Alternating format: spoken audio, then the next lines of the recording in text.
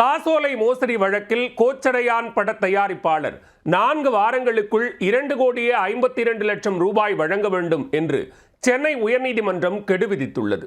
தவறும் பட்சத்தில் 6 மாத சிறை தண்டனை அனுபவிக்க வேண்டும் என்று எச்சரித்ததன் பின்னணி என்ன? ரஜினிகாந்த் நடிப்பில் வெளியான கோச்சடையான் பட விவகாரத்தில் ஏற்பட்ட சிக்கல் 11 ஆண்டுகளை கடந்தும் தொடர்கதையாக உள்ளது. பட வெளியீட்டுக்காக வாங்கிய கடனை முறையாக திருப்பிச் செலுத்தாததால் நீதிமன்றத்தில் முறையிடப்பட்டது.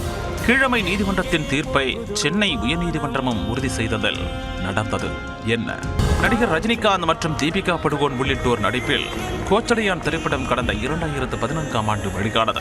அந்த படத்தை ரஜினிகாந்தின் மகள் சௌந்தர்யா இயக்கினார். மீடியா ஒன் குளோபல் என்டர்டெயின்மெண்ட் நிறுவனம் தயாரித்திருந்தது.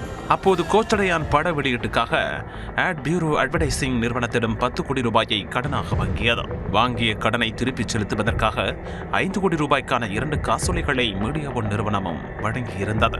ஆனால் அந்த காசோலையை வங்கியில் செலுத்திய போது பணம் வழங்குவதை நிறுத்தி வைக்க கூறி மீடியா ஒன் நிறுவனம் வங்கிக்கு கடிதம் அனுப்பியது. இதனால் ஆட் பியூரோ அட்வர்டைசிங் நிறுவனத்துக்கு பணம் வழங்கப்படவில்லை என கூறப்பட்டது. இதை அடுத்து மீடியா ஒன் நிறுவனத்தின் மீதும் அதன் இயக்குனர் முரளி மனோகர் மீதும் ஆட் பியூரோ நிறுவன உரிமையாளர் அபிர்சந்த் நகர் செக் மோசடி வழக்கு தொடுத்திருந்தார். இந்த வழக்கு சென்னையில் அள்ளிக்குளம் நீதிமன்றத்தில் விசாரணைக்கு வந்தது. அப்போது முரளி மனோகருக்கு 6 மாத சிறை தண்டனை விதித்த நீதிமன்றம் 7,70,00,000 ரூபாயை இழப்பீடாக அபிர்சந்த் நகருக்கு வழங்க உத்தரவிட்டது. இந்த தீர்ப்பை சென்னை அமர்வு நீதிமன்றமும் உறுதி செய்தது.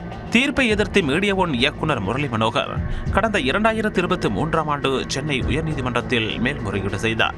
இந்த வழக்கு சென்னை உயர்நீதிமன்றத்தில் நீதிபதி சுந்தர் மோகன் முன்பு விசாரணைக்கும் வந்தது.